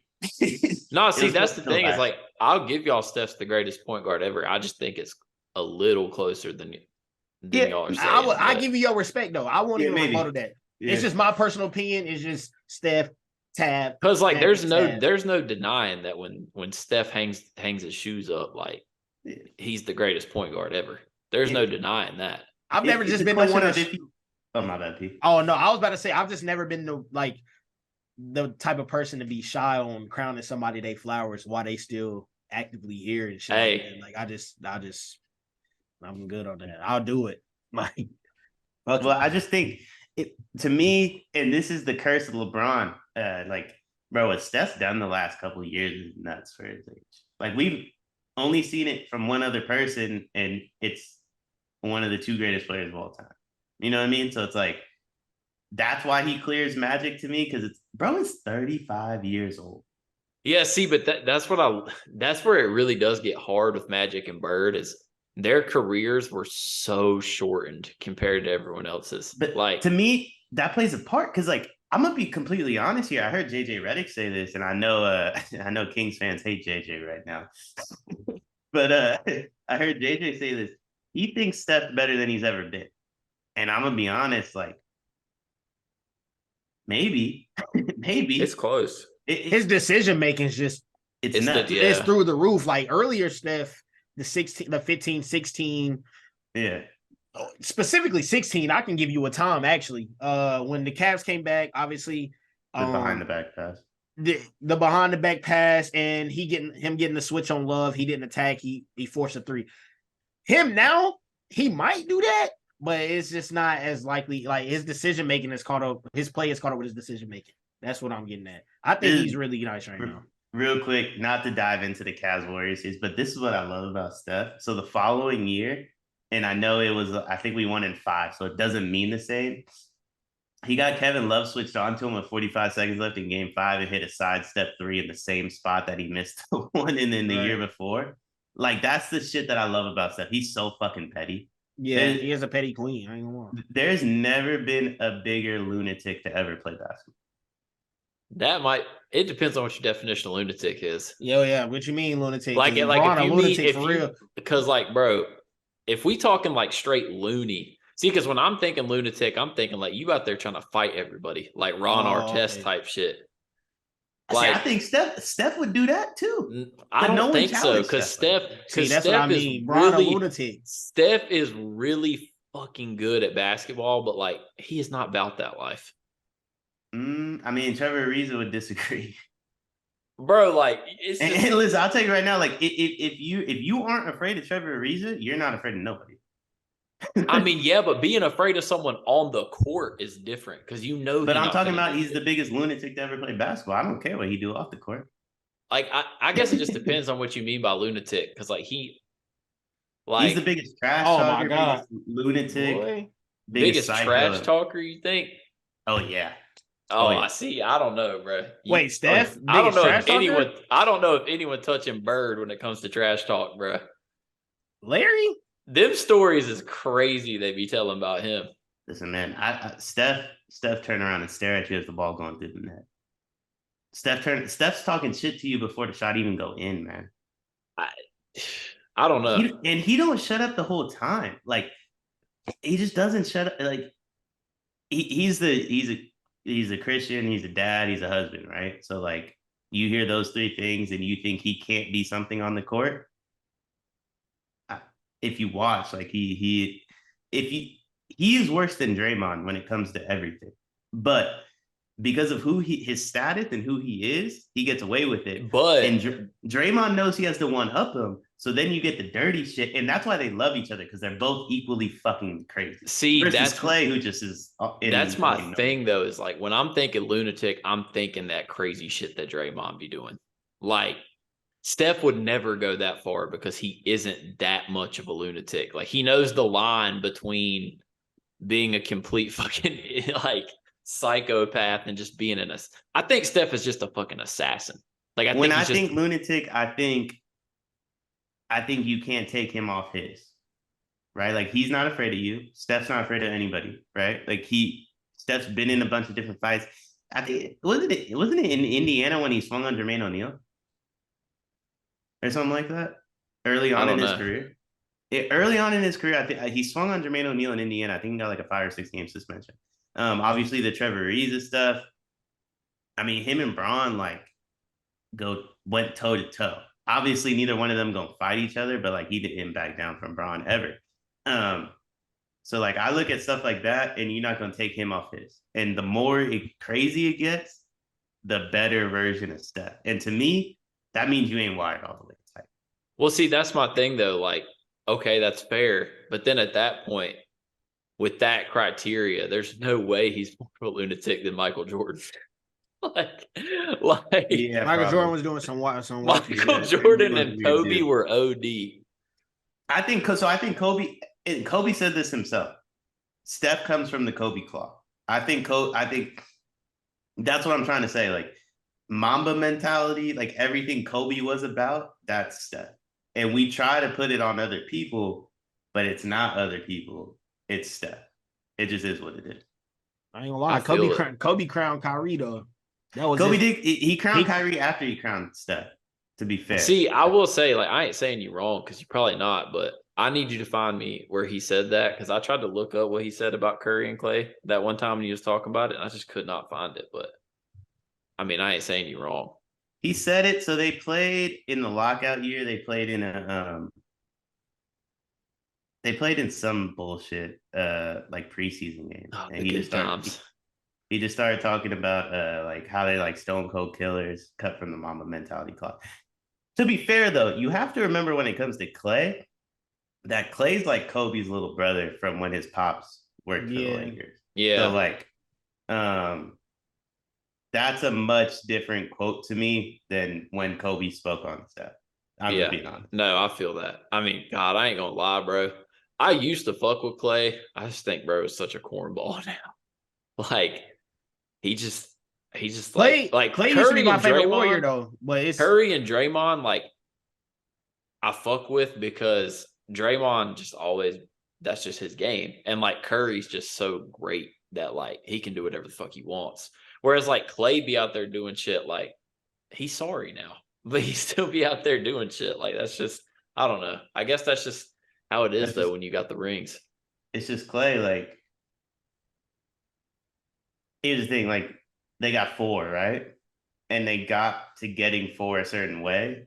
And I think if they were to lose this year, maybe you have those honest discussions that I honestly probably wish they were having right now. You know what I mean? But hey, listen, if you're telling me we're gonna go down the way we went up, I'm good. I guess is what I mean. You know what I mean? I feel that. Can't change the pilot in midair. Well, before we move on to this draft, we'll do this right quick. I guess just from what we've seen, what is y'all's updated finals predictions? I will say we get a Celtics Lakers final. I'm gonna say Celtics Lakers too. I'm still gonna say I'm not gonna change it. I think I said Nuggets Bucks, so I'm just gonna stick with that until we get like deeper into it. I'm not gonna change mine on that. I mean, it's gonna be interesting because like the West is just it's messy. Like I'm excited to see how the West pans out. But speaking of the playoffs, listen, I will say this. I know we gotta switch, but I will say this: like a lot of shit gonna be on the line if it's Bron versus Steph. Yeah, I agree with that. A lot. Like I honestly think if P, you I mean you could give your take on this as like as a Lakers / Bron fan. That series might be more important than the championship. Like straight up. It's a lot of legacy on the line. Because it's the last one. You know what I mean? Like this is the last one. If we were to get that, maybe you get one more out of those two, but I don't know. I don't know that to be a fact. As a Bron, like I don't know, Stan, like it don't hold as much weight for me. It don't. No, but like it's still cool to see. It don't hold much weight for me. Like as I don't know, bro. Motherfucker, he 38. Like, you know what I'm saying? Like, this is some like it's cool. It's just cool that we get to see this again. But it is hella important though for the landscape of the NBA. Same. You know what I'm saying? Yeah, it's not the same as the previous ones, but it'll be the first meaningful game the two have played since 18, basically. You know what I mean? Much. And it's like I don't want the last time that if we were to get it, the last thing I want is LeBron to get the best of Steph the last time. You know what I mean? Like, Yeah. if you're gonna lose, losing to Giannis ain't the biggest deal. Jokic ain't that big of a deal. Tatum ain't that big of a deal. But like losing to Bron, like that one hits way different. I'll be I honest on think that. it will be exciting to see from team standpoint to see how they come out. You know what I'm saying? And if the Warriors and Lakers happen to play each other, it could be scary timing for like what else happens after that. Like, I don't know. I mean, I think the Celtics coming out now, JK, like, I mean, they're obviously a good challenge, but shit, going through a war, it ain't letting like going through a war with them, Steph and Bron. See, and then that's the seeing problem. The other side. Steph and Braun, that's the problem. If they're gonna play next round, they're gonna murder each other. Like no one's gonna have It's gonna be a anything left. war, but they just gonna clean up whoever it is in the Western Conference In the Finals final. in, Yeah, I in agree with 5. Yeah, So like they gonna come right back down. Like It's gonna be interesting. It's crazy how they see it. You know what I'm saying? I think it's one of those things where it's like if you were to get that, respectfully to the other 28 teams in the league, and I'll be honest, bro, I pray to God Bron don't win this year. That's just a fact. I'd rather anyone but Bron win. But if Steph or Bron wins this year, bro, that can add so much more juice to them. I don't know what it is you have to do as a league. Maybe you got to send these dudes up out of here. I don't know what it is, but there couldn't be a worse look for the league than if one of those two wins. Not like the NBA doesn't care. The owners probably care if the Warriors win, to be honest. But like the TV deal would be nuts if one of those two teams win. Don't get me wrong, like revenue would be nuts. But like, bro, if you're Giannis, Luka not in the playoffs, but Giannis, Luka, Jokic, Tatum, I don't know, KD, Book, Kawhi, PG, like, bro, you gotta have some pride. Like these dudes been taking y'all out back and shooting y'all for a decade now. Bro, it's just for me like the new profound juice that they could have. Like, let's say if Steph or Bron beats one or the other and then goes on to win the championship, bro, these motherfuckers gonna feel like they could do this to they 45. 45. It's just a new juice that they like, because right now, like Bron 38, he just want to make it to the sun, get there. He still feel like he can play for a championship, cool. But bro, beating your greatest rival of your half of your career and then going on to win a chip, bro, you gonna feel like, bro, fuck your son. You gonna want another ring immediately. But you gonna want to run it back. Ass, like if one of them wins, like they're gonna look at everyone in the league and be like, bro, like you got nothing for me. Because right now they look at each other like that's your peer, right? Yeah. If one beats the other and then wins the title, but whoever that is ain't got a fucking peer no more. Like the whole league's food to them. So it's like, I don't know what it is, bro. And maybe I'm not saying one of them wins the title, obviously, but if they do, I just think that's an awful look for everybody else in the league. I really do. Yeah, I think it'd be a worse look if the Warriors won it because they went back to back, which just looks really fucking bad. Whereas like Braun wins it, it's like, oh, it's a legacy run. They made moves at the deadline, like they got healthy, all this shit. Like I don't know, but it's gonna be crazy. The way it play out for the Lakers, JK, is Bron gets his success story against Steph. And hypothetically, you get your success story as a franchise if you beat the Celtics in the finals. That's just a whole legacy run for the Lakers. For the Warriors, Steph beats Bron. There's a large majority that may feel like he, you know what I'm saying, it was his decade. Cool. You know what I'm saying? That solidifies that for him. You know what I'm saying? The next part is the Warriors go back to back. And then I think if they go back to back, they keep their core, they keep the juice, they keep it moving. If we lose to Bron, the core stay together no matter what. I think the core stays together no matter what now, but like I don't know. Draymond might stay in the locker room. I don't think Draymond's not the one I think's honestly leaving. I think I thought it was Clay. I think it's Clay, yeah. I think Draymond and Steph will play together forever. I texted JK this, like Kevin Durant's gonna play another season on the Warriors, like with Steph and Draymond. I firmly believe that too. But if we lose to Bron and then Bron wins the title, I can tell you right now, bro, the Warriors gonna win next year. Like, They loading up. bro, they look all So- them young dudes up out of here. All them young Moody, Kuminga, who Wiggins might get traded and they don't even realize it. Like, but they like those two dudes don't like it when the other one wins, and that's why the Lakers turned up now. And if the Lakers were to do it, the Warriors gonna turn up. And if one wins this year, I just don't know when it ends. And for the rest of the league, it's like eventually you gotta have some pride, bro. No, I feel it. I mean, it's gonna be a movie because we said it last week. This is probably the most important NBA title of the last like decade because of all the implications. Because like, if no one else wins now, then it was your best chance to grab the torch and you didn't. And then it's like, if Braun wins, it creates what you just talked about, the ripple effect with the Warriors. If Curry wins, then it's like same thing with Braun. Same thing with Braun. It's crazy, bro. Like it's over with. This shit, if they lose to Steph, go ahead first. Oh, I was gonna say them dudes are fine retiring with 4 each. If one gets 5, you're gonna have to kill the other before the other one don't get 5. You know, yeah. you know what I mean? JK, yeah, what I was saying was if Steph beat Braun and the Lakers and they go on and win that chip, all them youngest gone too. Kyrie will be there. Kyrie will be there.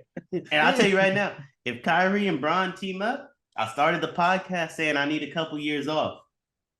We can go ahead and start that. I'm tired, man. I can't. I'm not doing the Kyrie Braun series ever again. I want that on record. I can't do that one. All right, so I love that talk. That was a fun one. We about to do a quick little draft before we hit some NFL, and then of course get into most hated. So we're gonna be doing a starting 5 draft of role players. So like straight role players of playoff teams. What's the definition of that? See, that's what I was gonna ask, the parameters. So like, is Chris Paul or Draymond technically a role player? I was gonna say Wiggins or Clay. Yeah, I mean, let's just say this. Anyone that is not a top 2 option on their team. So like no Giannis, no Drew, no Tatum, no Brown. No Middleton either. Why don't we just do the draft? And if the other 2 people just object to like a pick, we'll just go like that. Okay, because like I'm gonna be honest, like I can't take Chris Paul as a role player. Like he's not. Like none of them Suns dudes. If y'all take Aiden, I guess Aiden would work. So, all right, P, I'm gonna let you go first because I just want to see how dumb you are if you're gonna take your boy or not. Nah, I don't think y'all would take him first. But I got to take somebody off my squad. I don't give a damn. I feel like you should. Let me go ahead and just take Rui right now. Rui been playing fantastic. So I'll take Rui right now. Rui done gave me some great performances. I said I got to take somebody on my team. You know what I'm saying? I don't know how to classify, but I'll take Rui right now. That's my guy. Definitely a role player. Yeah, I'm gonna go with somebody off my squad first. All right, so Deion, I'll let you go next. I'm gonna take Wiggs. That's the easiest. I mean, that's the easiest choice ever. I'm gonna take Wiggs. I'm gonna think about this because there's a lot, but take somebody off your team. Bro. I'll take someone off my team, bro, because I know this motherfucker gonna be down in the trenches. Give me the Marcus Smart experience. Fuck it. Oh yeah, that team's cut already. That's a wild ride you going on. Hey, I'm telling you, bro, there is nobody with more irrational confidence than that man right there. But I know he's gonna sit. He probably the first or second best defender of the role players, so we chilling. I think Wiggs is I don't think Wiggs is a better defender. I'd rather have Wiggins on defense because he can guard 1 through 5. Yeah, Wiggs is way more versatile because he's just long as fuck. Like Smart's a very good defender if you're under 6'5". Bro.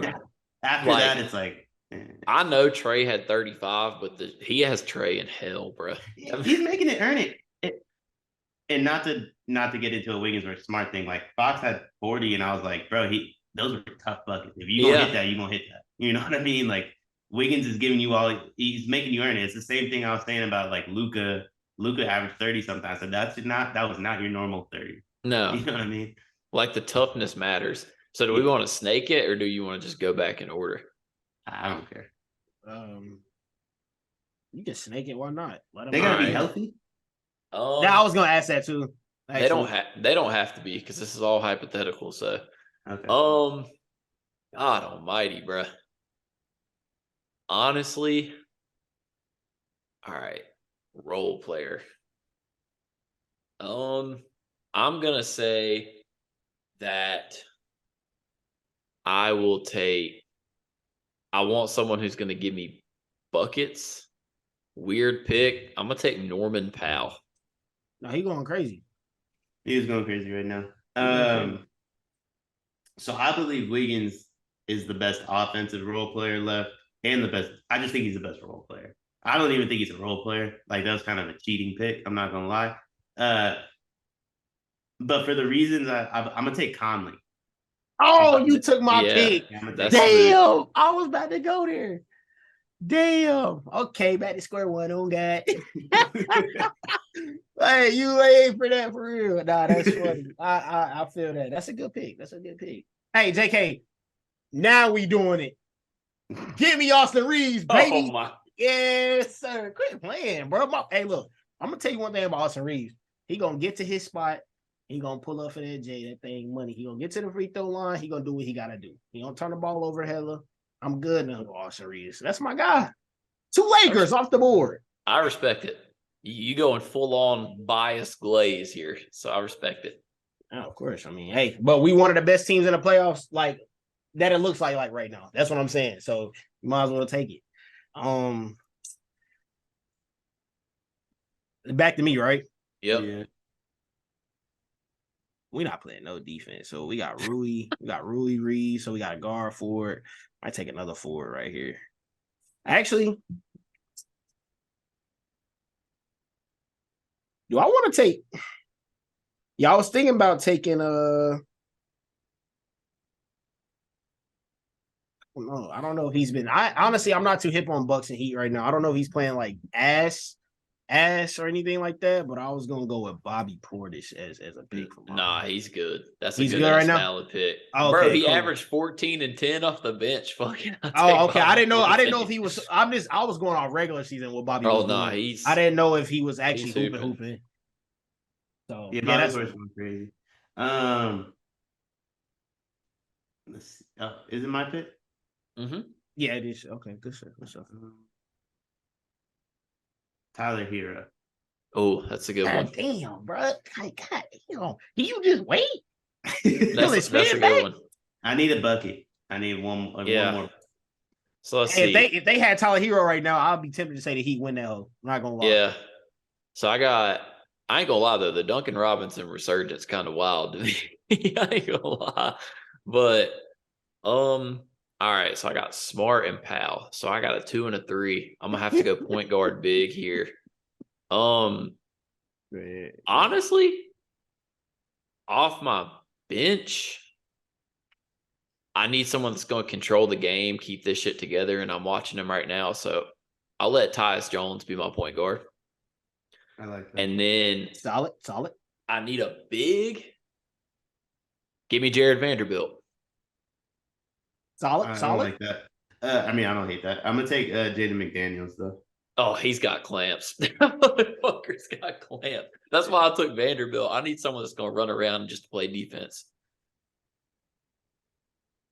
Okay. P, you got this will be your 4th and 5th, right? Fourth and 5th. I need another guard, and I'm gonna take Josh Hart off rip. Oh, that's a good ass pick.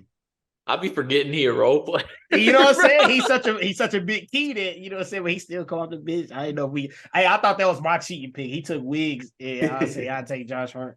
I know that was my cheat pick. And so look, we got, I mean, Bobby can play the 5, Reeves, Rui.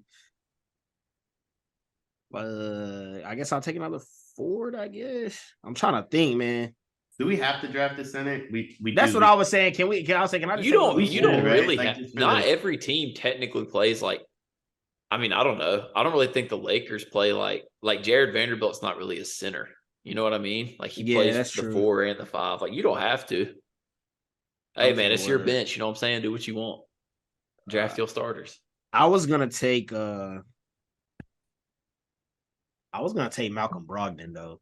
is my last pick. That's a good ass pick. That's my 5 right there, JK. I'm gonna just run it back for you. Yeah, right quick. So we got Austin Reeves, Malcolm Brogdon, Josh Hart, Bobby Portis, and Rui Hachimura. Okay. So I don't want to take a center, but I'm going to anyway. I'm gonna take Brook Lopez. That's valid. Burner. Bro, he blocks had a lot of 33 shots tonight. That I'm gonna motherfucker take is Brook because he can shoot the 3. He blocked a ton of shots with Wiggins, Conley, Jaden. He can play drop. Like we don't have to switch, so he should be fine. Was that your 5th? Yeah, that was my 5th. What was your 5? Conley, Hero, Wiggins, Jaden McDaniels, Brook Lopez. Okay, so I'm sitting. It's a good mix and match. I'm sitting Tyus Jones, Smart, Norman Powell, Vanderbilt. So I'm trying to decide: do I want to go like small with shooting, or do I want to go? God Almighty! Like I'm tempted to say PJ Tucker, but the problem is, I was gonna ask about a cheating pick though. Is Tobias Harris technically a role player? hell no, I can't count that. I would.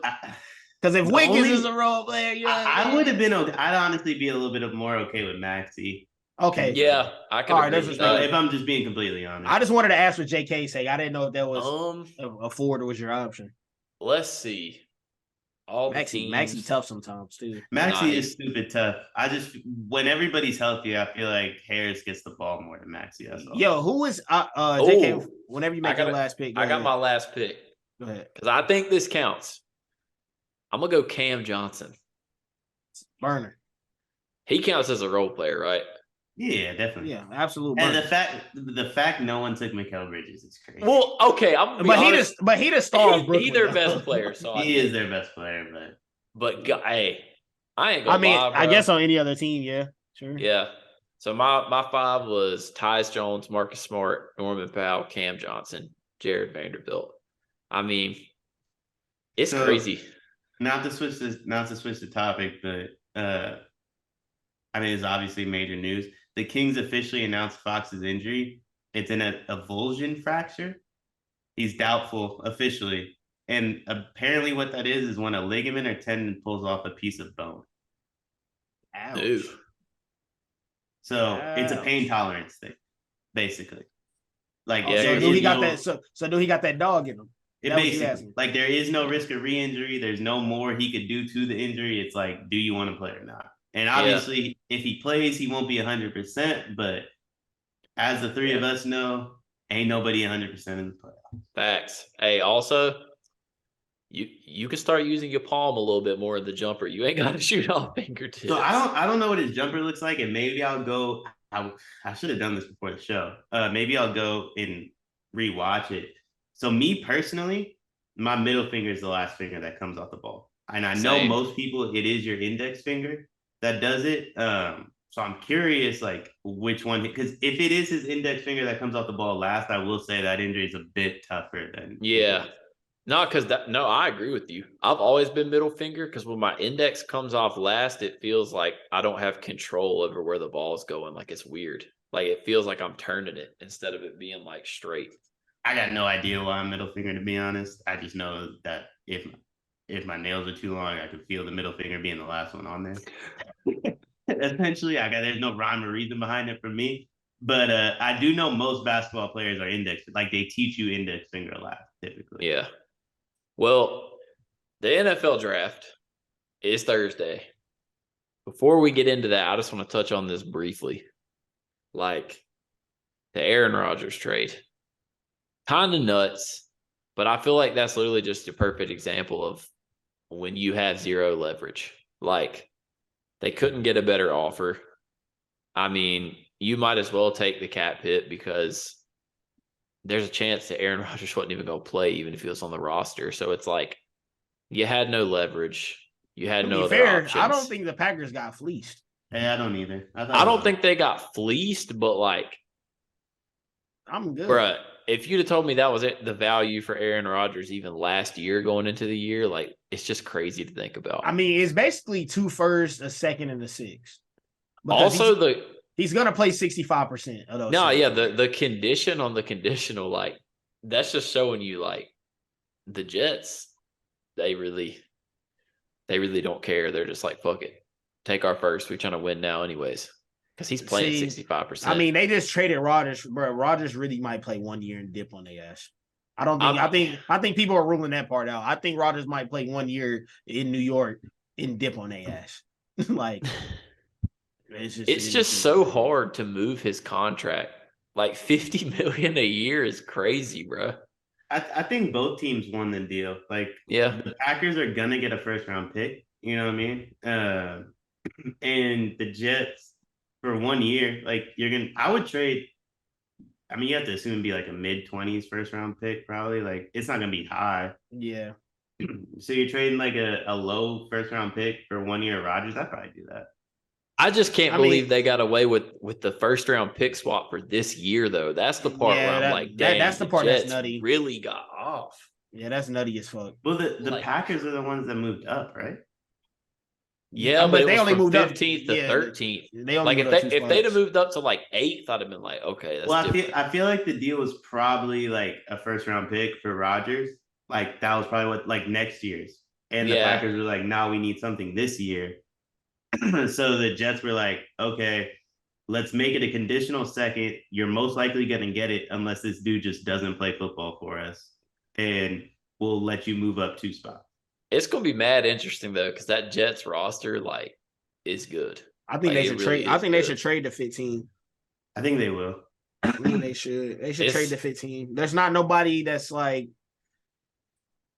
that's going to stick out to me that should be drafted at 15, like that they absolutely need, unless like Jalen Carter falls, you know what I'm saying? How crazy. Like, because I feel like he's the only one that might fall like that because of like all the stuff with his pro day and stuff, but trade. The only reason I don't think Jalen Carter will fall is because Pete Carroll has the 6th overall pick, and he has been proven to not give a damn about off-field issues. Well, what I think is interesting is I think the pick swap puts the Packers in a position to move up for a quarterback. Like, I think that's true. I think the swapping of the picks is going to allow the Packers like a ton of leverage to get to 7 or 8 to get CJ Stroud if he were to fall like that. See, what's crazy is this is where it gets interesting. The Cardinals having the 3rd pick is wild because, like, they have Kyler. And I'm not the biggest Kyler fan, but, like, they're not going to draft a quarterback. So, like, they can leverage the hell out of that pick. So it's they also need best player available, though. That's it. But see, in my, like, from what they're saying, I don't even think that's Stroud, right? Like, that would be for Richardson. Like, it sounds like it's going to be young Levis Richardson.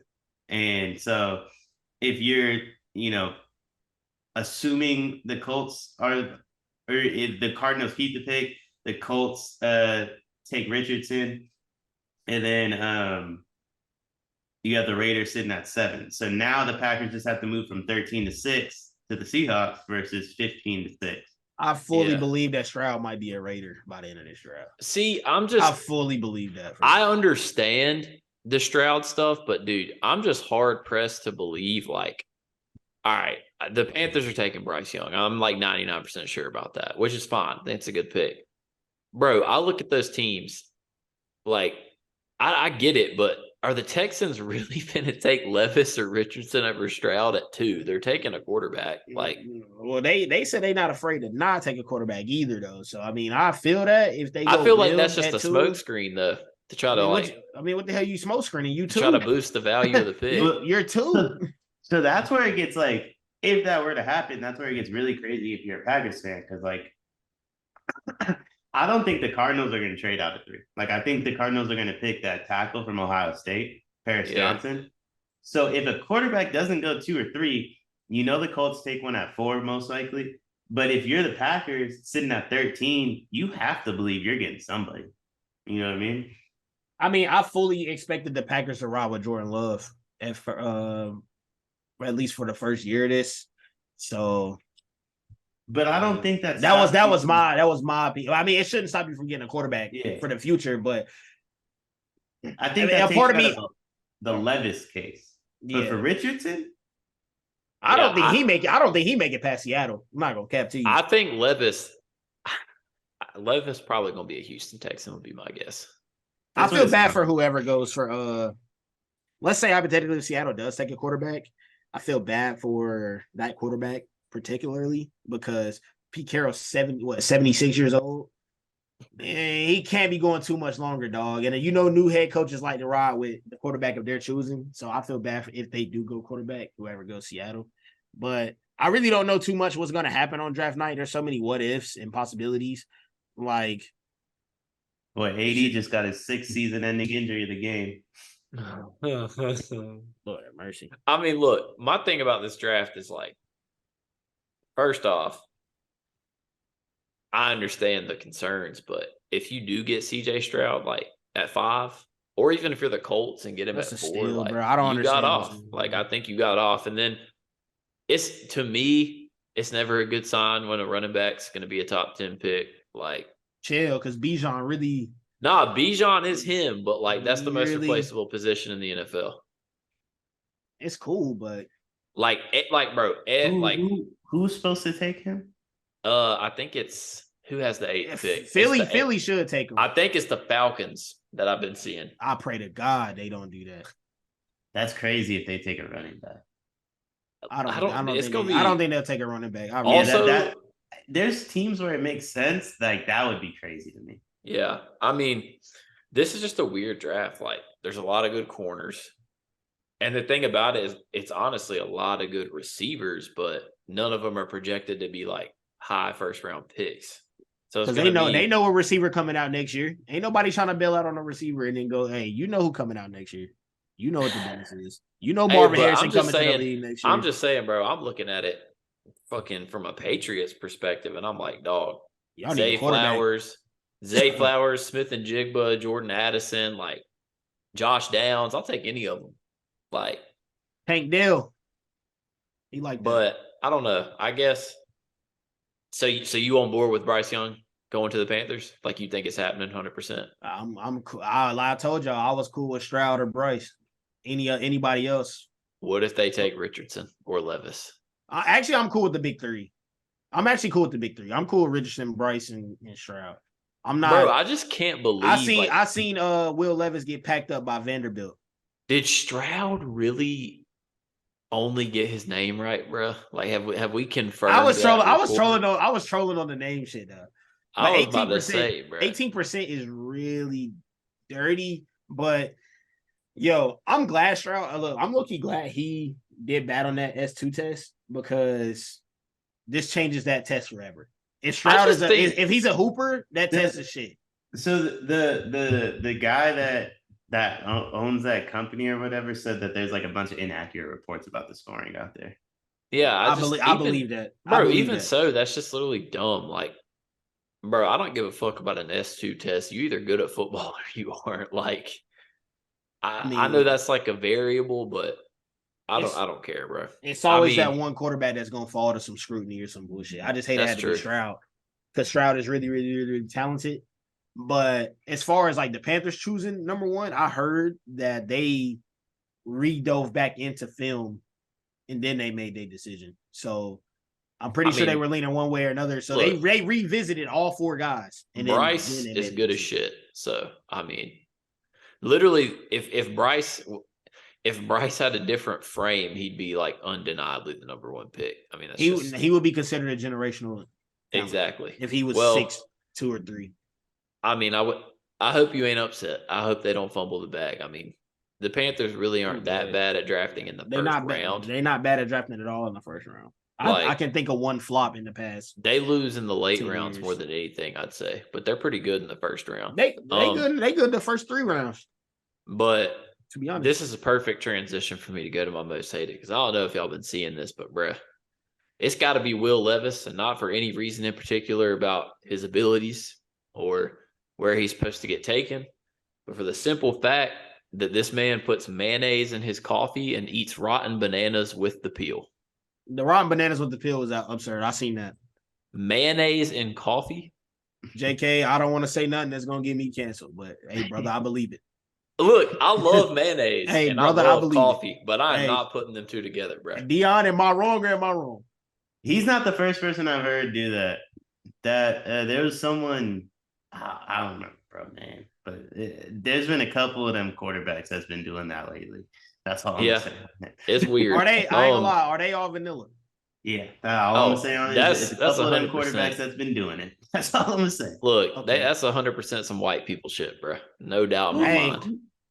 Not Lawrence, not Wilson. Who else was drafted that year? Lawrence, Wilson, Lance, Fields, or somebody else. It wasn't whatchamacallit, Long Neck, Davis Mills, was it? It might have been Davis Mills. One of the other dudes in that draft class does the same thing.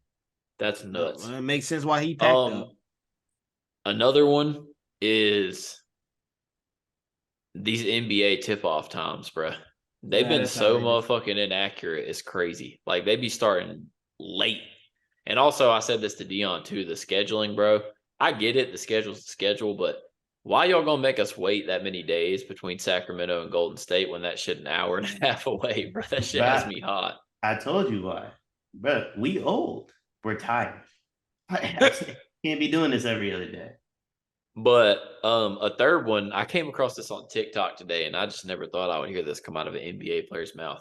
So Steven Jackson, Paul Pierce, and Boogie Cousins were on a podcast with Ariel Helwani, which was, and I don't know why, but they was talking hoops.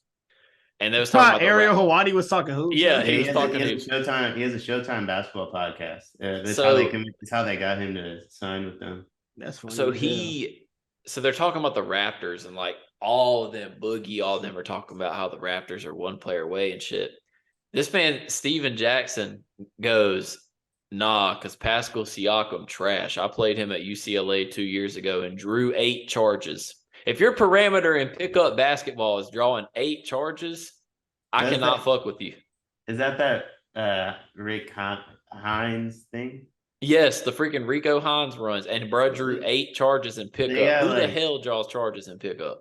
That's crazy. They do have like real refs out there, though. So it's not like he was calling it himself, at least. That's just like, bro, that's just crazy to me. Like, I don't know. That's your parameter for someone being ass, is that you drew 8 charges. It's crazy. Like, I don't know if you guys watch any of those runs, because like they have you can watch them on YouTube now. They're nuts. And, like, the Raptors pull up and won't play with anybody but themselves. So I wonder if that had like anything to do with it, and he just said that stupid ass excuse. Yeah, I remember when Kyrie fried Pascal was some of the craziest shit in them runs, dude. Nah, those Rico Hines runs, and then the runs they be doing. What's the gym they be playing at? Drew League? Nah, you talking about the shooting guy, the coach? Not bro. They be working out. The one where everyone be getting their fucking bag work in. Well, so the craziest runs. Nah, you got me fucked up. What's his name, bro? Lethal Shooter? Nah, it ain't Lethal Shooter. No, you talking about the dude that trains? It's the white dude. It's the white dude. Chris something. Chris the something. Dude in 2K. Yeah, he in 2K. Last name starts with an H. I don't know if that helps. No, it ain't Chris Hansen. That motherfucker was catching predators. I might be thinking Chris Brickley, bro. I'm tripping. Chris Brickley. It's Chris Brickley. So the Melo Court. The craziest runs is the ones we don't see. It's the team scrimmages that they have like in the middle of the year. Yeah. And so I only know this because at my old job, obviously like like we dealt with like referees and shit. I won't get into what I did, but so some of the refs we had were like, we had to ref like the Warriors open runs in the summer. And he's like, these dudes treat them pickup games like it's the NBA finals. Like he's like, they honestly go harder for this than like they do like regular season games. And apparently they bring like the Clippers and the Kings in and they just play. And it's like, that shit's crazy to me. I don't know. Yeah. I don't know if that has a contributing factor to all these injuries, but like that feels nuts to me that you're playing with that level of intensity. Even the level of intensity at some of these Rico Hines runs. Hey, bro. I mean, shit. You seen Chet broke his damn foot in Pro-Am runs? Like, like they finna, like they don't even be going hard in them Pro-Am runs, but basketball is just it's so nuanced, bro. You ain't got to do much to get hurt. Well, so the problem with the Pro-Am stuff, in my opinion, and this is just, this is just my opinion. Playing with civilians. Yeah, you can't do that.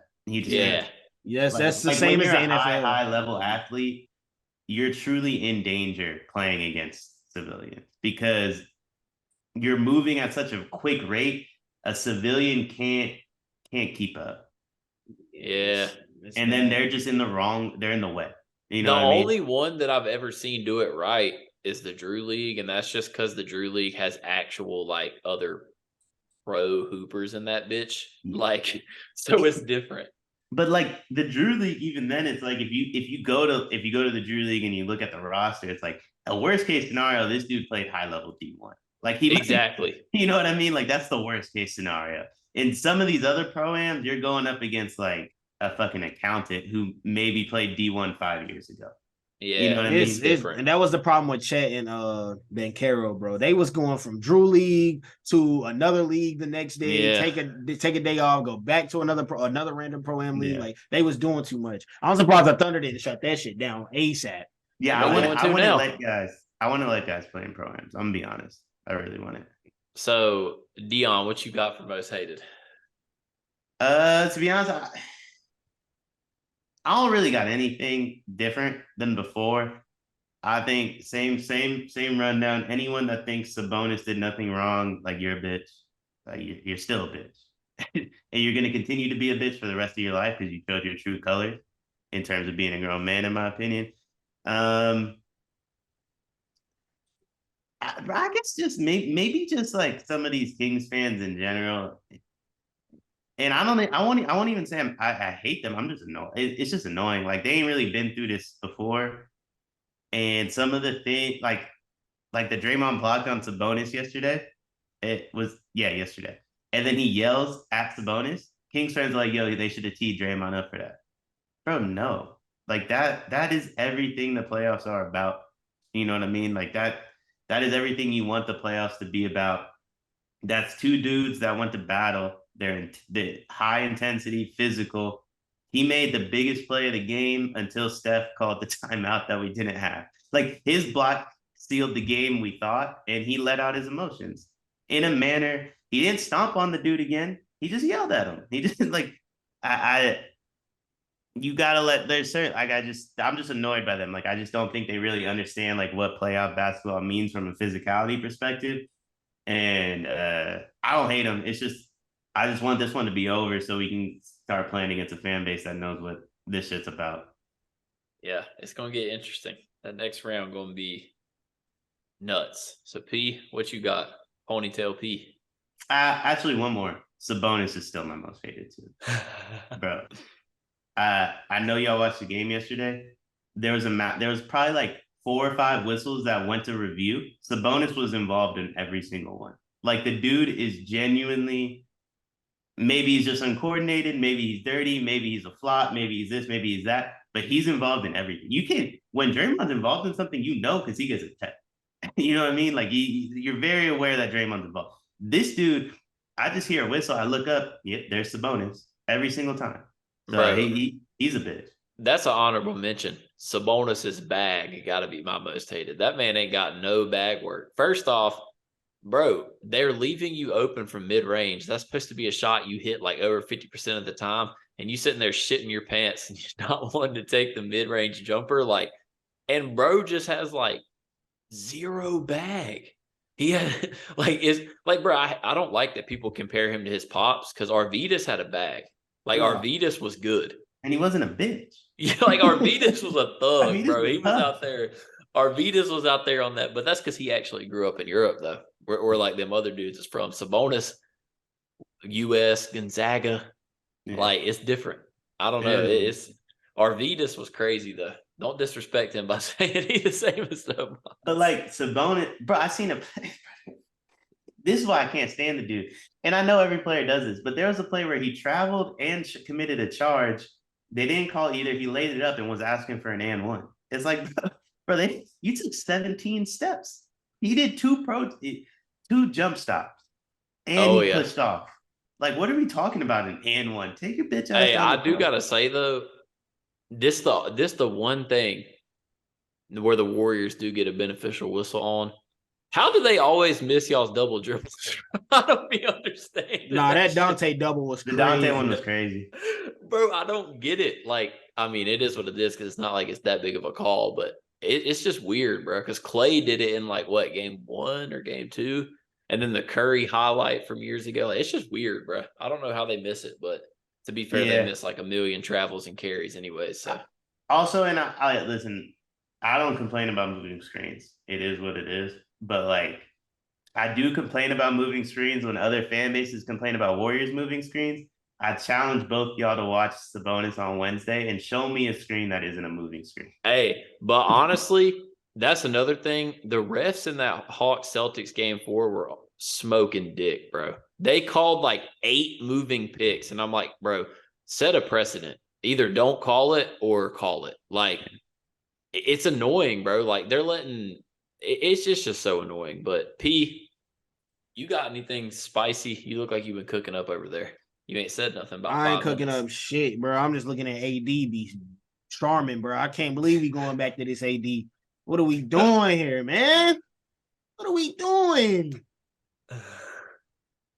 Like, man, look, bro. AD, you not even my most hated for real. It's just like you might be next week's most hated because this shit I'm seeing right now.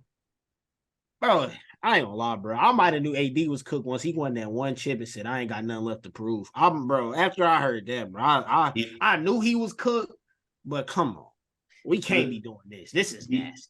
Do you think, and I don't think this would decide the series if we were to get it, like I don't want to get ahead of ourselves, Lakers, Warriors wise, obviously, because we'll talk about it a ton if it were to happen. Do you think he could survive? Do you think he could survive against Draymond? I'm not gonna lie to you, bro. I think Bron is gonna pull him to the side before they play the Warriors and be like, look, bro, like all this shit, I've been getting you involved, all this shit. I'm not for the gimmicks this series, bro. You either gonna play for real or I'm getting your ass shit. And we gonna see. Hey, I low-key need the Lakers and Warriors to play. I need to see if AD really got that Really dog in him, bro. Yeah. Like, cause this, bro, we having 2 points at halftime against the Grizzlies. Look, he be on the ground like holding on for dear life, and all these other teams kind of like stare at him and like wait for him to get up. Draymond just gonna step over him and go. Y'all don't have to call a timeout to figure out if he's. I don't got time for that, bro. I don't got time for that shit. Hey, like that, I don't think that matchup like decides the series in the slightest, but I do think watching AD, because AD gonna cook Dre too. You know what I mean? Because he's 7 feet tall. He gonna cook Dre, but like watching those two go back and forth is gonna be hilarious. If we were to get that far. That's a nasty interaction. There's gonna be some nasty interaction. It's just two completely different dudes. Like, what the fuck? It's two completely different dudes. And I'm glad AD ain't been playing with Bron earlier, bro, because like 2016 Dre, it would have been some nasty shit. Yeah, because Kyrie a killer, bro. Kyrie lived for that shit. Like, that's why Kyrie I kind of need him back. I'm gonna be honest, I'm not dealing with that again. Like, I'll tell you right now, if we win, y'all go get Kyrie, I'm cool just saying. You know what I mean? Hey, it's like shit. My most hated JK is baseball related. It is number 1, the Scherzer shit. That was annoying. What happened? So Scherzer got, they in the MLB now, they do checks for any substance that can stick your hand to the ball, any stuff like that. So earlier on in the week, a Yankees game was on. And they checked him, and he had the substance around him, the sticky substance on him, and they was like, yo, go wash your hands, fam. We don't want to see it again. Go wash your hands. You know what I'm saying? So they let him wash his hands between innings and shit like that. This man Scherzer had some substance. He claimed it was rosin and sweat and rosin. They kicked him out the game, gave him an 8-game suspension. You done treated my Hall of Fame pitcher like this? Is that so? What are we doing? So I'm not a baseball novice, but I'm definitely not like into it like that. I'm somewhere in the middle. Is that 8 games? That's 8 games, not 8 starts, right? Like, bro, like he would only miss. I think they did starts. I'm not gonna lie. Oh, so he's out for like a month. I think they did starts. It's either 8 games or 8 starts, but I think they might have done starts. But he can appeal it, which I think he already has. I don't know, but bro, that is some nutty shit, bro. Like, umpires really be having all the pull in the world on some bullshit. Also, JK side note, I do want to say I think umpires are also preventing the MLB from being how fun it should be. I also think that as well. My Too second much most hated pride. is Buck, man. My manager. My manager, Buck Showalter, bro. We got Brett Beatty. We got Francisco Alvarez. You called them up to the show. They playing 1 out of 4 nights. How can you get in any rhythm as a rookie in the league in the show and you get 2 at bats and you sit the fuck down? Like, bro, what are we doing here? We got Thomas Nido playing. Bro, it's a walking zero, a walking non-base hit. Yeah. Like, bro, I'm tired. In the Nets, I'm tired, bro. I'm tired. I became a fan at 08. Shout out David Wright. You the reason why. I'm tired. We'll go to the playoffs and get bought. Like early round exits, all kind of shit. We need to do something else. Hey, listen, man. That's it. Why don't we just combine the Mets and the Red Sox? The Red Sox offense and y'all's pitching. We straight. I would love to have Rafi. Free him, please. Hey, free my boy Rafi Devers, man. Bro, Rafi is different. Oh Free my God, him. he's so tough. Like, But I mean, I don't know.